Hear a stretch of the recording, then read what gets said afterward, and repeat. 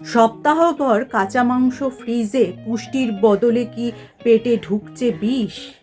নিত্যদিনে অফিসের ব্যস্ততা থাকে, তাই আমরা ছুটির দিনে বাজারে দৌড়াই। শাকসবজি আনাজ থেকে শুরু করে মাছ মাংস কিনে এনে ফ্রিজে রেখে দিই, এবং বেশি করে মাংসও কিন্তু কিনে ফ্রিজে স্টোর করে রাখি।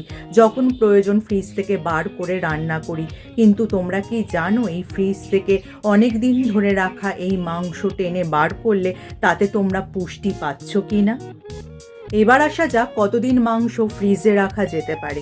সেক্ষেত্রে কিন্তু প্রথমেই বলতে হয়, ২ দিন বা ৪৮ ঘন্টার বেশি ফ্রিজে মাংস রাখলে তার কিন্তু আর পুষ্টিগুণ থাকে না।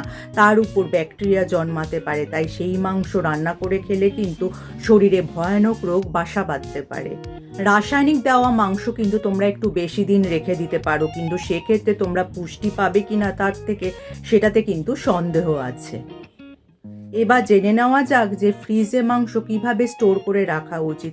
প্রথমে বাজার থেকে মাংস কিনে এনে ভালো করে ধুয়ে জল ঝরিয়ে নেবে, এবং দেখবে তাতে যাতে জল লেগে না থাকে।